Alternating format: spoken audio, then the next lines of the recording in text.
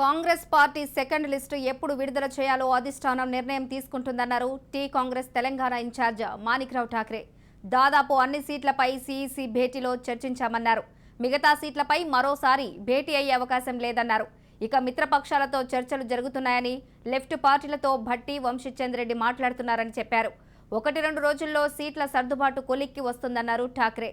తొలి జాబితాపై ఎవరూ అసంతృప్తిగా లేరని, అన్ని వర్గాలకు సముచిత ప్రాధాన్యత ఇచ్చామన్నారు.